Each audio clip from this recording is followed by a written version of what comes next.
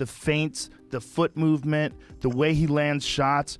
He fights like a boxer. He doesn't fight like a guy who's trying to box in a celebrity boxing match. Let that sink in. Jake That's Paul, right Gervonta Davis is so crazy. 135 versus 200. That is, if I'm not mistaken, a 92-pound weight difference. Almost a 100-pound weight difference. It's insane. Let's say he comes in at 200 pounds. It's still a 65-pound weight advantage, which is absolutely ridiculous. Joe Rogan has once again sparked major debate in the combat sports world with his latest prediction for the Jake Paul versus Gervonta Tank Davis fight.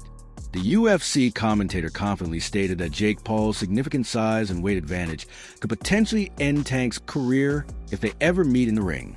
While Rogan praised Davis as one of boxing's most explosive punchers, he argued that the size gap is simply too great, insisting that Tank wouldn't be able to withstand Jake's power, reach, and physical strength.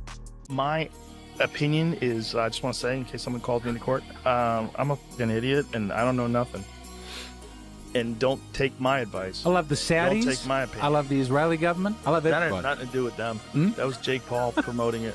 You know, it's just doesn't bother me. There's compromising the sport, and that's like bad. It's just like if I bet on it, watching it with people who are so in on it, and then also man, the sports betting apps, they introduced like chat apps in them in Australia, so it's like they're trying to take the place of social media companies where you go together and you meet your friends. Like betting should be exciting enough without having a weird. They're just trying to draw you in. They're just trying to make money, right? So they're trying to draw you in. Rogan admitted that Jake Paul has genuinely evolved as a fighter, noting that if he didn't come from a YouTube background, his progress would be considered impressive.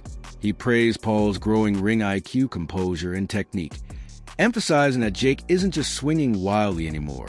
However, Rogan also issued a stern warning, saying that a fight against Gervonta Davis would be extremely dangerous. He stressed that Davis operates on an entirely different level when it comes to skill, speed, and knockout power, and if Jake underestimates him, it could end disastrously. What do you think of this Jake Paul fella? I always say that if Jake Paul was not a YouTube star, people just looked at him like an up-and-coming boxer, you would say this kid's got a lot of fucking talent. He's dangerous. I think his strength is that they underestimate him because of what his background was. And they think there's no way that some guy who became famous off of YouTube is going to be an actual legit boxer. If you look at what he's done, he's a very good boxer. Jake Paul didn't mince words when he declared, "I would destroy him in the ring because of my size." Though he coupled the statement with respect for Gervonta Davis's talent and patriotism, the bold claim quickly sparked controversy. Critics argue that Paul's comments undermine the legitimacy of the potential matchup, turning it into a spectacle of ego rather than genuine sport. With Paul weighing close to 200 pounds as a cruiserweight and Davis dominating at lightweight, many believe the massive size gap makes this not just a mismatch, but a dangerous display of reckless showmanship.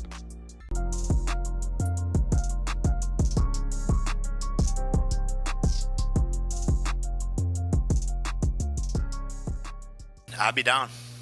Let's run it. Like, I'd be super, super down. I don't know if Gervonta needs Jake Paul. Let's be clear, right? Is there a height limit in boxing? For Tank, there's no way that this goes well for Tank Davis.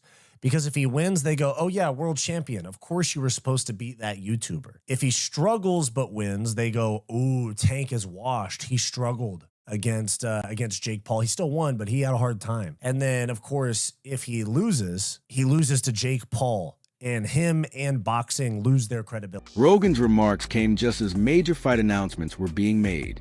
The highly anticipated showdown is officially set for November 14th, 2025 at the Casilla Center, Miami, and will be a 10-round exhibition bout streamed exclusively on Netflix. The agreed catch weight is reportedly 195 pounds, a massive jump from Gervonta Davis's usual 135-pound lightweight limit, and notably higher than Jake Paul's recent cruiserweight contests, adding even more intrigue and controversy to the matchup. My point still stands where it stands. Jake Paul wins this fight. I already bet Gervonta Davis in the DMs. We locked the bet. Guys, it's obvious Jake wins this fight. If you guys know anything about fighting, you know about weight classes. You know that Jake's been training for actual years. He's been locked in. Oh my days. Jake Paul versus Tank Davis. Is this real? This can't be real. Because he was talking about fighting Joshua, which is heavyweight. And now he's saying about fighting Tank. Nah, this can't be. It's Netflix as well. I need to go and do some checks and see if like the main pages have posted this. But Jake Paul's posted it. It says Friday, November 14th. It's in Atlanta, State Farm Arena. This is random, no? Beyond Rogan, numerous boxing experts and analysts have shared their views on the matchup, many expressing concern, caution, and even outright skepticism about the fight's legitimacy and safety. Oh, Jake Paul is fighting Gervonta Tank Davis.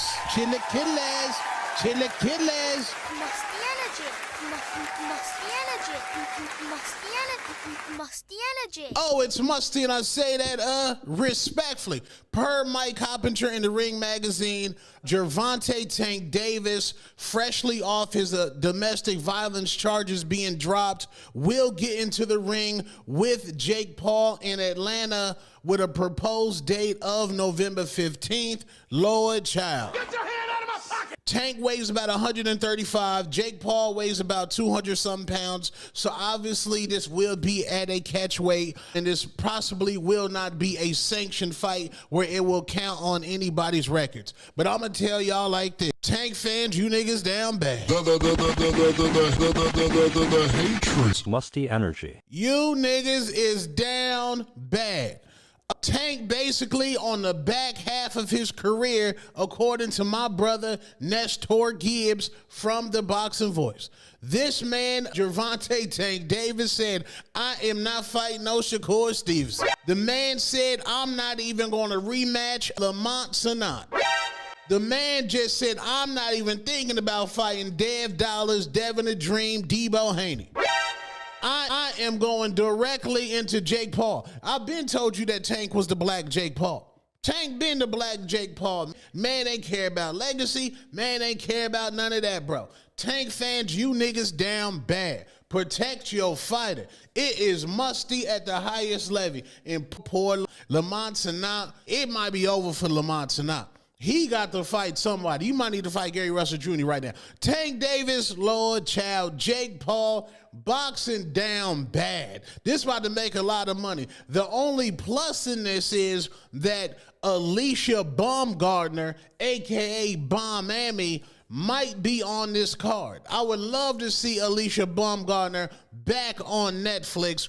That is a plus, and my man Lucas Body might get on there as well, and Avius Griffin. So it might be a movie as far as the undercard. Tank Davis, you down bad, bro. Boxing is absolutely disgusting and musty at the highest level. Get it together. Tank is a 30-plus-year-old prospect at the back end of his career. He on his Mayweather McGregor at the age of 30. Lord child.